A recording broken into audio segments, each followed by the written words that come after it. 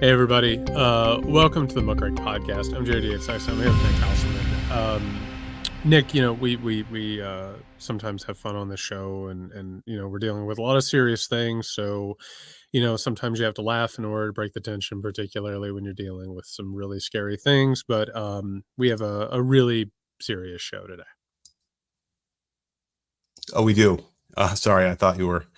I didn't realize.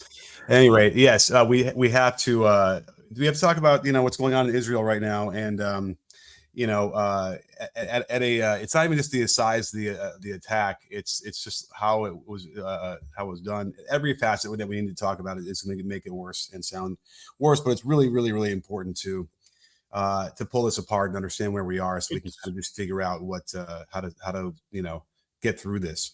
It's hugely important, and just to speak for myself, and I have to assume you and a lot of our listeners, because the Muckrake Podcast is a very particular type of podcast. Um, I know for me, when it comes to things of this magnitude, such as the attacks in Israel and the ongoing conflict there, it's a really frightening, upsetting thing. It's truly, truly horrifying, but it helps me to understand it, to think about it, to pull it apart, put it back together. What we know so far, before we get into the minutia of the actual event, historical context, and also forecasting into the future and what we're watching. For those who haven't heard or maybe have avoided it and need to get caught up to speed, on Saturday, Hamas began a completely unprecedented, out of nowhere attack against Israel. Militants stormed the border by land, air, and sea after a bombardment of rockets. They attacked dozens of towns, sites, and bases. So far, the tally is over 800 plus dead in Israel, 1,000 or more wounded, or thousands wounded, hundreds have been kidnapped. Since then, Prime Minister Benjamin Netanyahu has declared war and said that Israel will respond with unprecedented force. Already over 560 plus, at last count, Palestinians have been killed in retaliations. It has been announced that there will be a total blockade of Gaza with food, water, and electricity cut off. The defense minister has called them animals. That is a war crime. The USS Gerald Ford is en route to the region, and Hamas has already gone on the record and said that Iran assisted with this attack. They got the go-ahead with Iran. We'll talk more about this in the near future. And unfortunately, where we are right now, Hamas has promised with any future retaliations that they will possibly execute prisoners. Nick, there is a lot going on here, a lot to talk about, but I wanted to obviously go to you with what have to be complicated and painful feelings.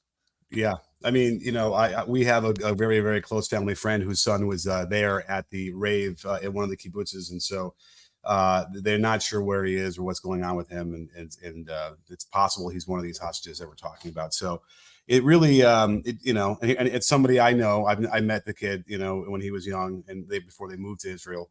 So and the mother is somebody I grew up with. So when it feels that way, I don't even think I needed that to make this feel as close to home as it would be anyway. But if you want to just do the math, it's 1,200 people are now Israelis are dead, and considering the population overall of Israel, it's the equivalent of like 60,000 people in America being killed in one day by a terrorist attack. Which is unprecedented. No one's ever seen anything like this. And, I don't know where do we want to begin, because certainly it's just frightening to have to imagine that where you're at and by the way, the irony here is I would imagine most of the kids that were at this, at Kibbutz celebrating the music festival were probably people who are very sympathetic to the Palestinian plight, and, that the polling skews along those lines, where like the younger kids, they get out of the army and they just want to have a two-state solution and figure out how everybody can be treated humanely. So, but it's very traumatic to have to even put your mindset into like how that all unfolded. There's videos all over the place that are awful. I wish I hadn't seen. But it just goes to show you, what they're facing, I think, is maybe the thing we can take from this right away. When it comes to big, giant geopolitical flashpoint stories, which this is, I like to start by reminding people we can talk about Israel, we can talk about Hamas, we can talk about any number of things. These are proper nouns, these are states, organizations, you name it. We're dealing with people here. And, like one of the things that we have to talk about, again, we bring historical context, we talk about geopolitical maneuvers, what to expect, what to look for, all of that stuff, because we want to keep people informed and we want to get information out there. We need to remember as these numbers go higher and higher, as all of these people are being killed or wounded or kidnapped and or traumatized on a daily basis, they're living, breathing human beings. We don't need to sit here and, just because, and I'll lay my cards on the table. I think the Palestinians have been oppressed for decades. I think that Israel has largely behaved as an apartheid state. I think Palestinians deserve human dignity the same way that I think Jews deserve somewhere to call their own. And it doesn't have to be a this or a that. There are so many fingers to point in this thing. On one hand, the Palestinians should be treated better. On the other hand, there is absolutely no excuse for what Hamas has done here. It is barbarism and horrific, and it is awful all the way around. So I just want to remind people before we get into the minutia of this stuff, we're talking about living, breathing human beings, and human beings deserve better than this. They deserve better than to be oppressed. They deserve better than to be killed. They deserve better than to be terrorized, and to be treated in any of these ways.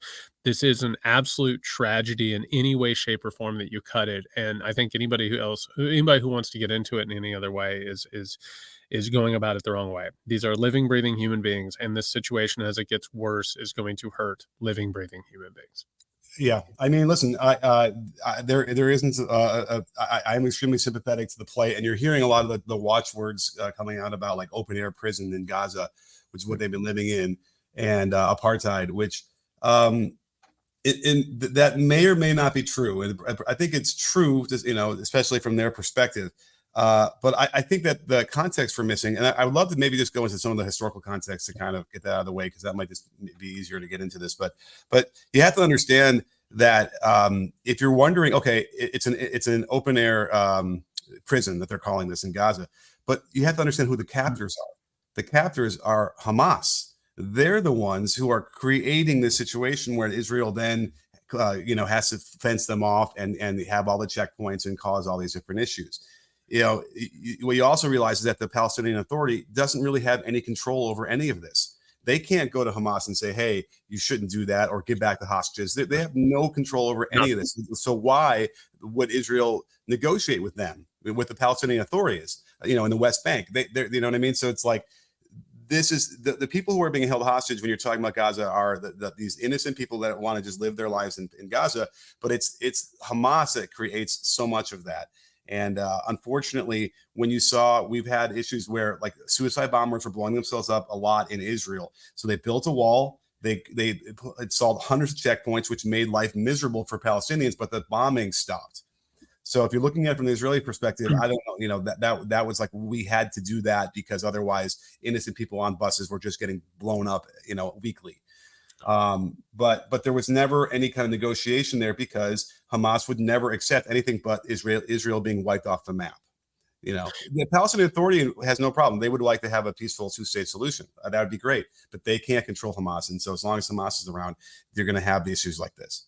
Yeah, the Palestinians, unfortunately, like for a really long time now, have found themselves in the middle of all of these passion plays, one way or another.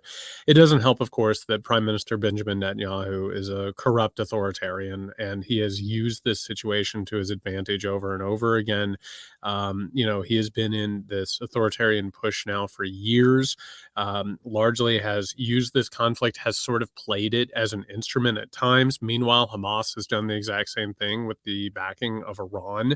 So what you have, again, is a situation where you have a lot of different forces and entities that are all manipulating a situation to the detriment of people who live in Gaza and people who live in Israel. And we can sit here and say Israelis, we can say Palestinians, but like what we're talking about are human beings who are underneath the banners of certain different things that other people are pushing and moving, and it's been an incredibly deadly year in Gaza, which is part of the reason why this has happened. And you look at all of this, and there's nothing good here.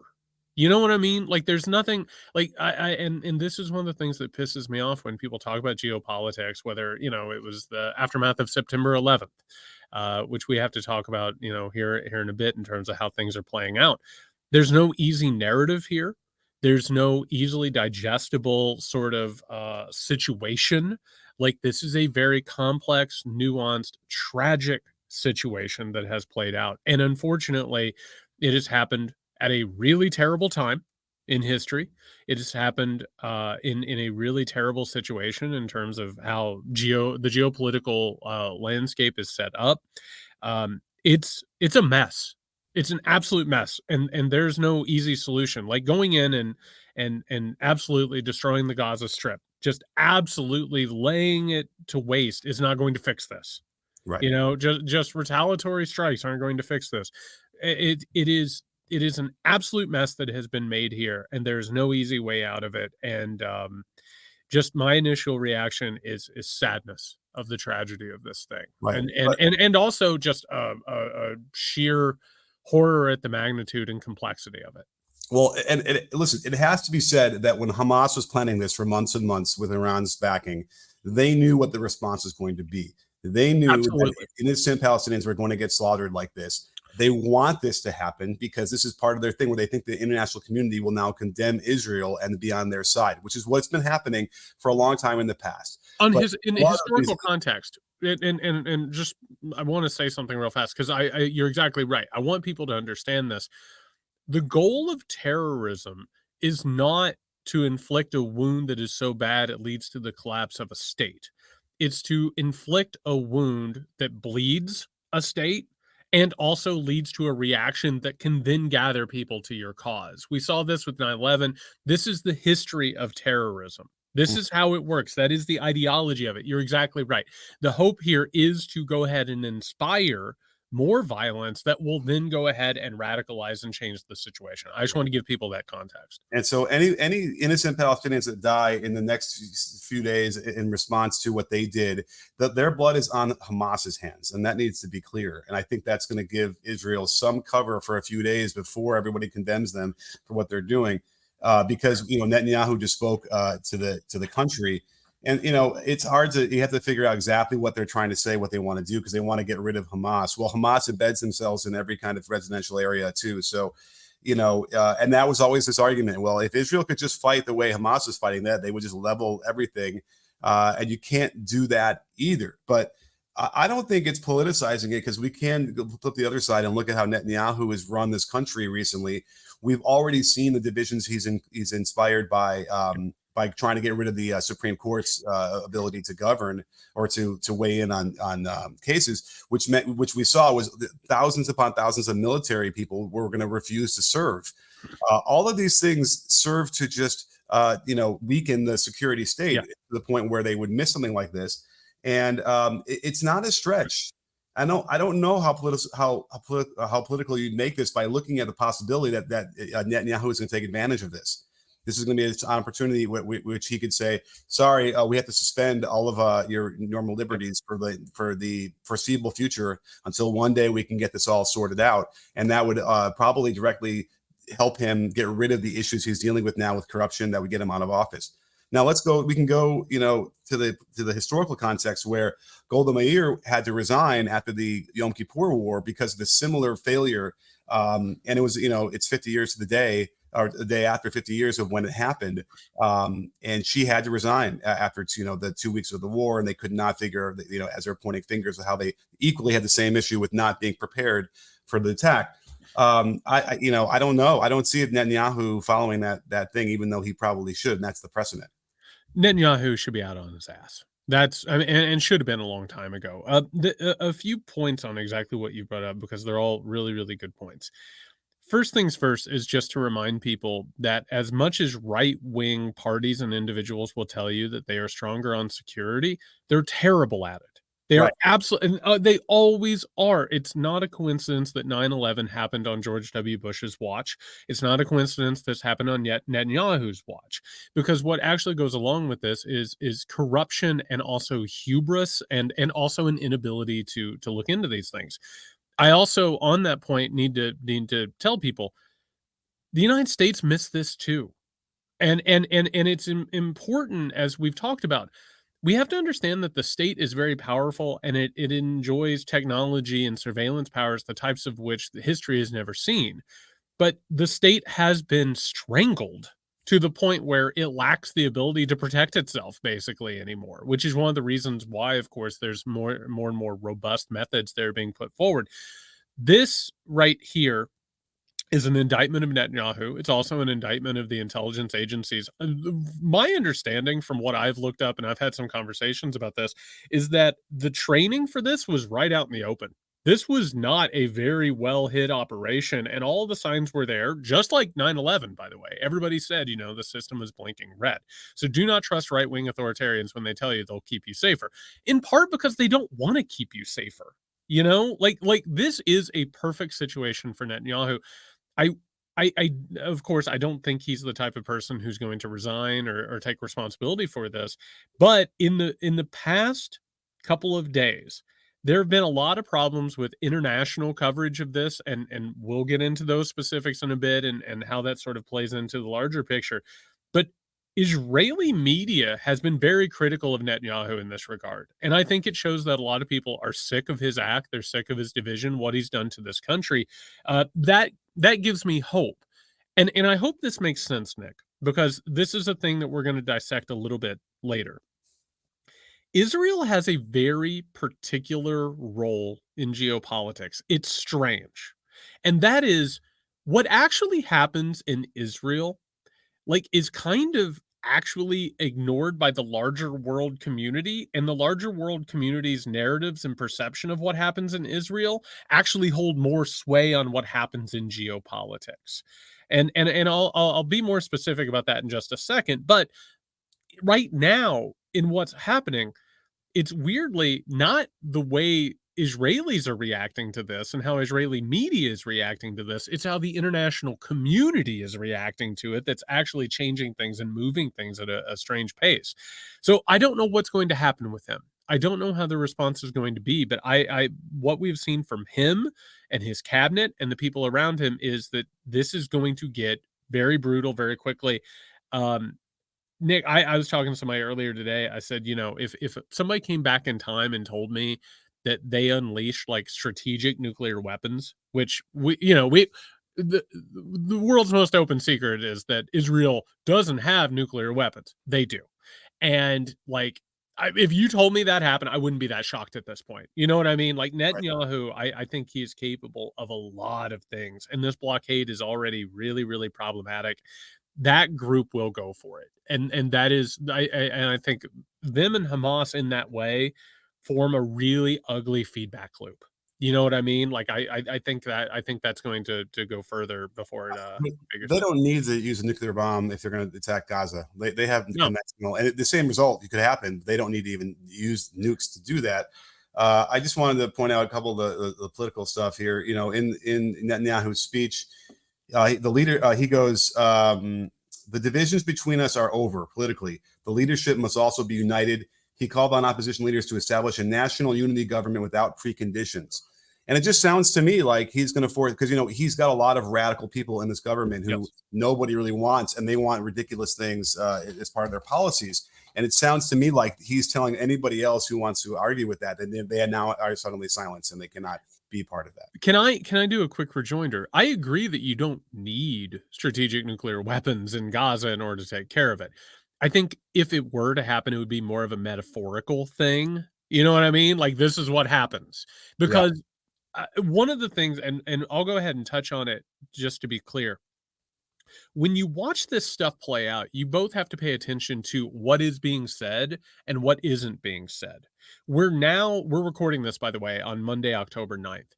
Um, You know what you're not hearing a lot of right now in all of this? You're not hearing the word Iran in a lot of this. Iran backed this and gave it the okay and has constantly worked with Hamas.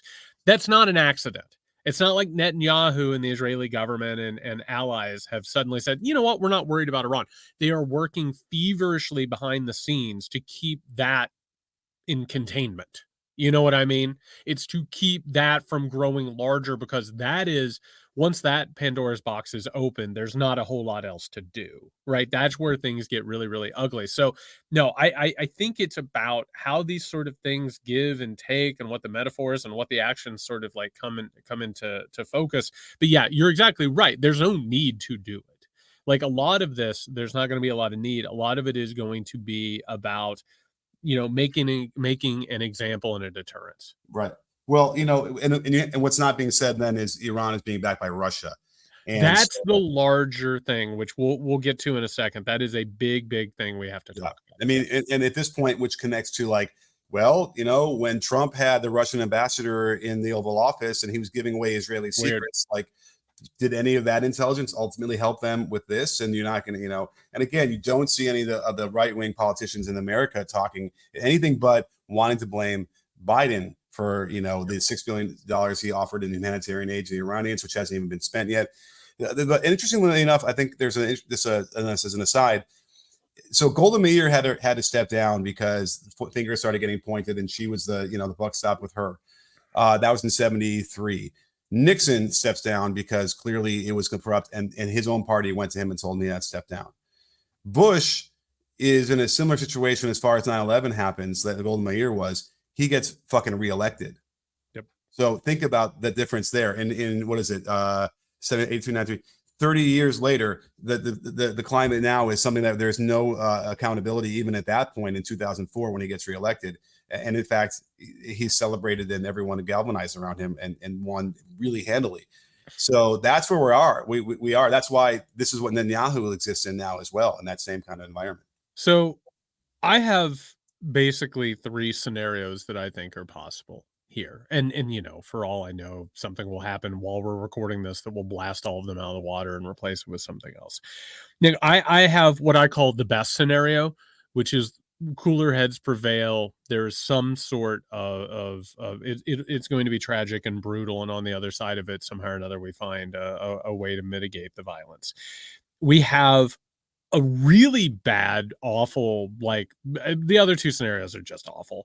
Um, this is a very good container for the geopolitical tensions in the world to pour into, like a perfect container. I Saturday was my birthday, and I woke up and watched this thing and was immediately like, I felt like I was watching Sarajevo, prior to World War One.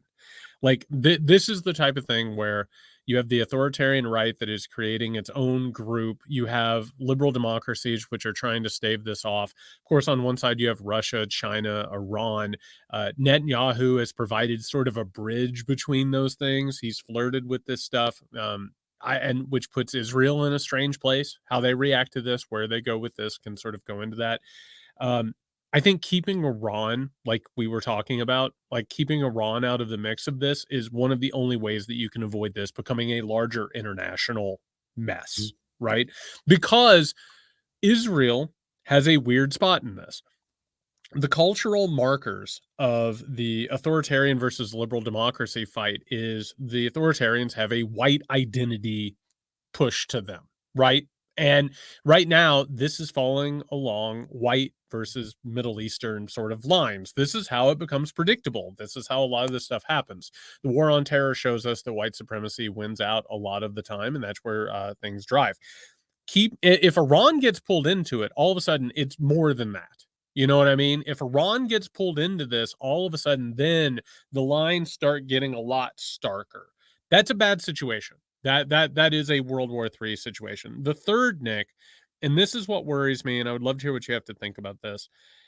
The thing that worries me here is that in times of attacks and wars and all of this, all societies creep to the right. You know what I mean? Like, and depending on how they're getting with each other. You know, after 9/11, I mean, the Democratic Party signed on to these wars almost immediately. The media, you know, MSNBC, leftist MSNBC was absolutely on board with the invasion of Iraq. You saw liberal intellectuals and public figures and politicians like really going rightward. This could overall internationally create a slow or quick movement to the right. Yeah. So Well, it's also spilling over into Lebanon as it is now with Hezbollah, which is really a worrying sign too, because now it's a multiple front war that they have to deal with. Which they're calling up a lot of reserves. They have an army, Israel, to support that in theory. But as we keep finding out more and more about the security apparatus that we think that is sort of in the shadows and operates in America and Israel anywhere is not nearly as robust as I think we or as organized as we would and assume. what's weird, you know, when it comes to Lebanon, Nick, is like, you know who's actually playing a big role there? The UN.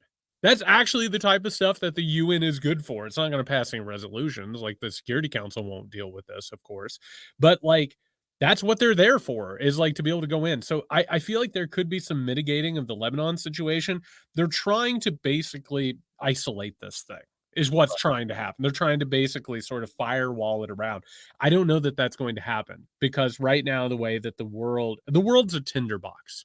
Right. We are sitting on a really full tinderbox because all these situations are perfect for a really really bad situation. I'm hoping, knocking on wood, that we can avoid that, but it's the elements are there. Yeah, and there's a couple more things to talk about. I mean, there was almost no response militarily from Israel for the longest time during that Saturday attack. So they were able to go from house to house and neighborhood to neighborhood and take hostages and kill people without any kind of response for a long time. It's a lot like 9/11, where there was no response. They could not get planes in the air. Everything was completely haphazard. And because again, how if they had responded properly, then you would have been able to mitigate so many of these senseless killings that these terrorists were pulling off. Now, the political side again comes up because you're seeing a lot of people trying to say, well, if you support Ukraine, how can you possibly support Israel? And if there isn't another more disgusting comparison, if you want to talk about the attack on Saturday versus what happened to Ukraine with Russia, these are two things that shouldn't be compared like that. And certainly, Israel has blood in its hands. There's no question that it's not, it's killed Palestinians throughout all these years. There's just no comparison to the attack on Saturday, what they did. And they knew, and again, you have a group in Hamas that wants to drag them into this global conflict that can continue to get bigger and bigger.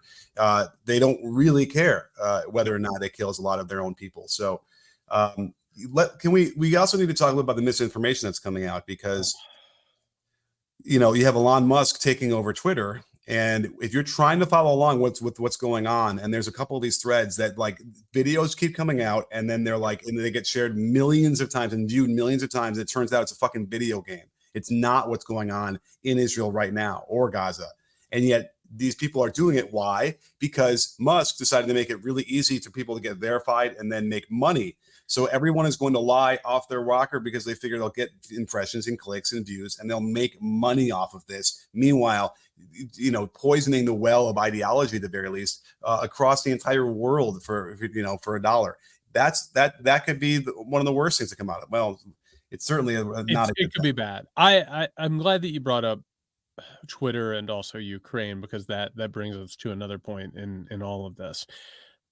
We want to create stereotypes in our heads. There are things that are very, very large and scary and involve, complex expertise in order to fully understand. That's one of the reasons, again, why we do this show and why we go into stuff like this. We want to make everything easier for ourselves. You know what I mean? Like, you're on this side, you're on that side. And this is a very complex situation. It's a very nuanced situation. And we're not always comfortable with that. Here is where we do need to compare and contrast what happened in Ukraine, what is happening in Israel. And that's when it comes to the social media space. Because for those who don't remember, Ukraine, like, Twitter was absolutely taken over by misinformation. It became a disinfo warfare space.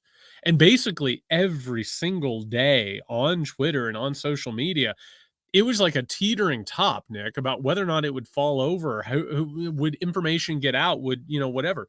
Ukraine is another flashpoint that has been effectively firewalled off. You know what I mean? Like at any moment, it could have spilled into Poland. Belarus was trying to get involved. Like you have all these situations where, again, I don't want to scare people. I want to be honest about what's going on. If you're constantly juggling balls, you stop juggling balls at some point because you can't juggle them forever. You can't wall off every situation.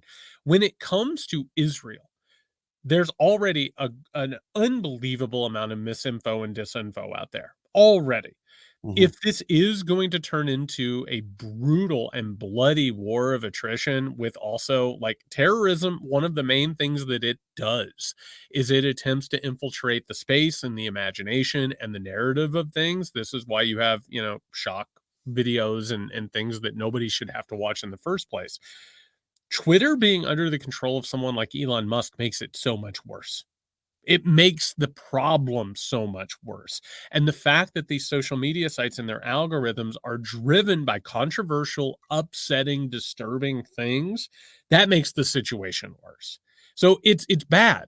It's really, really bad. And it's something that over the next, like, I don't know, days, weeks, months, whatever this is, like we are so much more in danger because these things are set up and because they work the way that they do. Yeah. And by the way, the Palestinians don't even get that much respect or support from other Arab nations in the area either. They don't necessarily want to be part of this. Jordan and Israel are trying to get closer together in relations, and Egypt is already on normal relations. So it's like Hamas has sort of a fear of more of these countries finally figuring some things out and getting more normal on their relations and stuff. So that is a serious problem there. There's something else I was going to say, but and then Musk is out there, recommending, citizen journalism and on the ground. That's what you have to trust is, and he won't even say the truth, post truth. Like just try and be as truthful as you can, and so people can respect that and whatever. But like he recommended 2 accounts, one of which to follow for all this, one of which is brilliantly anti-Semitic. Like it took no time to go through that timeline to find horrible shit about Jews. So in the best case scenario is he didn't vet it, he didn't look through it, whatever he just saw. He's impetuous or impulsive and he just does stuff. But maybe not. Is his whole attack on the ADL from a few weeks ago part of all of this? Is this part of like some interesting plan? Like if you want to be a conspiracy theorist, then you would say for sure Trump's thing with the Russian ambassador was ADL attacks, all these things to kind of prime the pump for what this attack was going to be. It's just terrible. And there's the fact that there isn't any kind of oversight at Twitter now. It just continues to probably ultimately will doom the site itself. So I suspect that maybe that's going to, force more people off of it. Just to be very clear, the anti-Semitism and attacks on Jews absolutely coincide with the rise of fascism and authoritarianism. Right. Like all of this stuff, I mean, it's not an accident, whether it's planned or it runs parallel or it's just interconnected, like those things all work. Yeah. Do not forget again that there is an international authoritarian movement that shares plans, supports one another, works together, coincides with each other. It's a lot. So we're going to. The last thing maybe I'll say about this is that, for an organization like Hamas, if you're looking at some of the issues they have in Gaza, there's not enough food, there's not enough water, they can't support their people. It's like, all right, fine, then hijack food trucks, hijack water, and like steal that stuff to bring into Gaza, whatever. Like that would, in my mind, would end up being the justification for a lot of that stuff, not just going to murder, innocent people who are not, who are just at a festival or in their house. Like that's the problem here. I mean, you could even argue, fine, you're supposed to attack like military installations, right? That's the rules they won't play by. Right. And that too, but like it's that seems to resonate. Like fine, like that would be the solution if you really were sincere about wanting to help the people in Gaza. Yeah, it comes down to power. So we're going to keep covering this. I guarantee this isn't the last time we talk about this situation because there is so much to this and so much to watch and keep an eye on. And I just hope again that we can mitigate as much tragedy as possible. It's terrible. Speaking of terrible, Nick, we got to get to another story, which is it looks like the Republican Party and the House Freedom Caucus has figured out who they want as their new Speaker of the House. Everything right now is pointing towards Ohio Representative Jim Jordan. Let's just look at some of his stats and things he has to call his own, which is that he was a January 6th attempted coup collaborator. When he was an Ohio State wrestling coach, he covered up sexual abuse, which is just awful.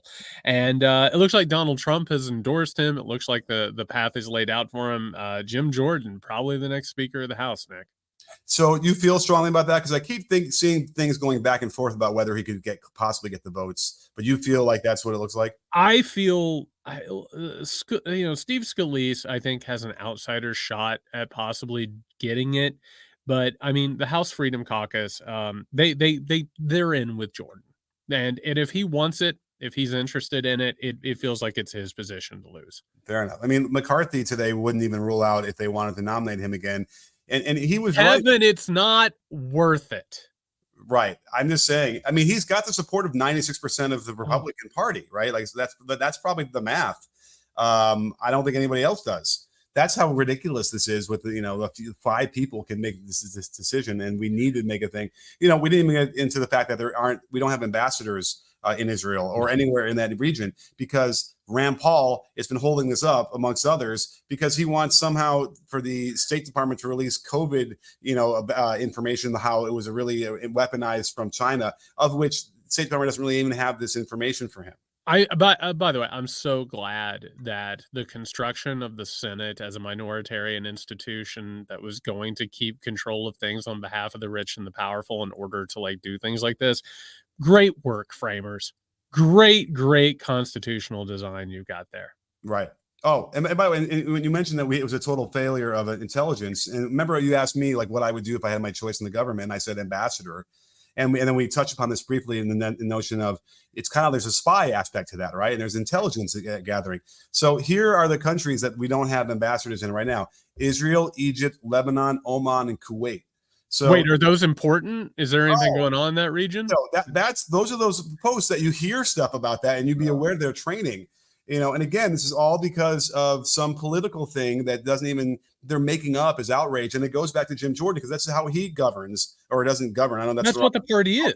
Govern. The word govern is really upset with me for using that term, but he's an outrage machine. That's all he does. He doesn't do anything but kind of scream and yell and not wear ties. I mean, it's ridiculous. The Republican Party is not a serious party. They are a tool of their wealthy donors in order to push their agenda, and politically all they do is exploit outrage and anger from the white population of the United States of America.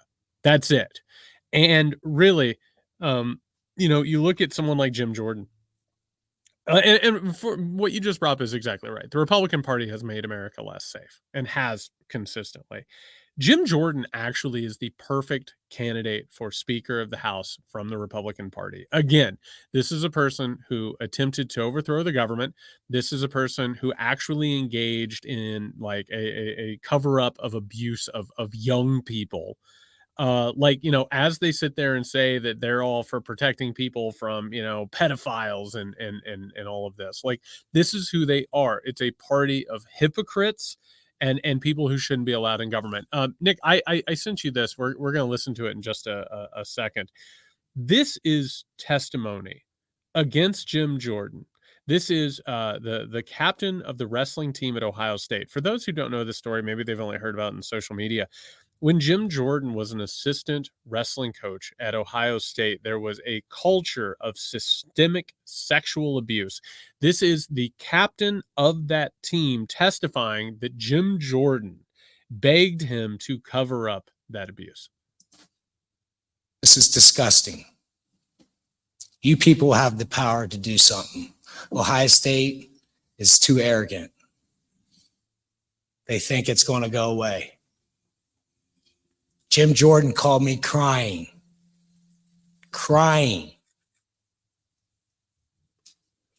groveling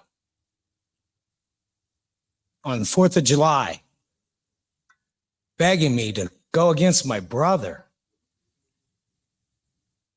begging me, crying for a half hour. That's the kind of cover-ups that's going on there. Now, you guys can sit and act like it's not going on, but I got a lot of other stuff here. Emails that were taken out of my mailbox. That's a crime. Your next Speaker of the House, possibly, ladies and gentlemen. Just absolutely wretched stuff. Again, this is a party without any moral or ethical center, without any principles whatsoever. It's a party that deserves to go away. Yeah. And then, we can just talk about Ohio State somehow. There was another with the gymnasts issue as well with sexual assault. And then, they had the Penn State issue. These things just get Michigan State. It's all over the place. Yes. Yeah. Michigan State. Yeah. And it's like you get these people in power, like the coaches who've been there for a long time and have, wield tremendous power and are unaccountable, they get away with this stuff. Again, the hits keep coming, Jared. They keep coming. Real fast, we got to cover this before we get out of here, Nick. Robert Kennedy Jr. has announced that he is going to drop out of the Democratic primary. He is going to run as an independent. He announces this as he also announces he's going to go to the border. First of all, good riddance, asshole. Second of all, we need to talk about what effect this will have on the presidential race, but also there's a lot to think about here. Nick, the media was publishing one article after another and one segment after another saying that he stood a real chance of beating Joe Biden. He's not even going to make it to the first contest. What a dumb horse race thing. But also, the right has infiltrated now. Like, the Democratic primary has tried to influence Democratic voters. It really is on the move. And this is, it's not surprising, but it doesn't make it any less disgusting. Right. Well, it's interesting because the right is now getting upset because there's a perception that RFK Jr. is going to affect Trump's numbers in the election, which is interesting considering that he was in the Democratic primary, I suppose, on that side, although no one ever really believed that.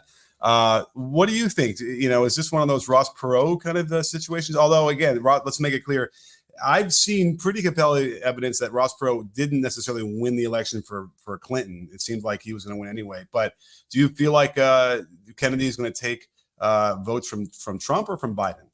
I think, and I'm glad you brought up the election with Clinton and Bush and Perot. What did Bush in there was probably that the first Iraq war happened too early, Right. and the economic downturn happened too late. That's probably what happened. Well, wait. You're saying it happened as if, whoops, we got into the war. No. It's not. It's not like it just spontaneously occurred. Yeah, he scheduled it, and he scheduled it too early. Like, yes, you were right, exactly. And I don't think Robert Kennedy Jr. is going to cost Joe Biden the election. It doesn't feel good. I think from an analyst standpoint, I will be interested to see what his final vote total is. I think you'll be able to put a number finally on like the anti-vax movement. That's the entirety of what it is. Yeah. And also the liberal to illiberal pipeline that is available. It'll be very fascinating numbers wise. I don't think he's going to cost the election for Joe Biden, but I think it is of note that he's been an op the entire time. This was a strategy to try and hurt Joe Biden from the very beginning, to peel off Democratic voters, bring them into the Republican right-wing fold. And I mean, that's what he's done from the very beginning. That was the entire point. And the fact that our media missed that and continually trumpeted him up for horse race purposes, I think is really problematic. Yeah. And I think you're right. We're going to finally get that number of anti-vaxxers in the country. And by the way, with Trump, we should get the hard number for how many MAGA people there are. Absolutely. The problem is you have way too many of these middle of the road Republicans who will just vote for Trump anyway and mess all those numbers up, right? Because that's what's really frustrating about this whole situation we're in politically, is that too many of these people on that side, especially people who had already lived through Nixon, have no problem just keep voting for Trump again, despite that they should know a lot better. Absolutely. All right, everybody, that's going to bring this melancholy episode of the Monk Greg Podcast to an end. A reminder, if you want to listen to the Weekender episode, go over to patreon.com/monkgregpodcast. That's to gain access to the Weekender episodes, but also to support the show as we grow. We really appreciate your support. If you need us before then, you can find Nick at Can You Hear Me SMH. You can find me at JY Sexton. Be safe, everybody.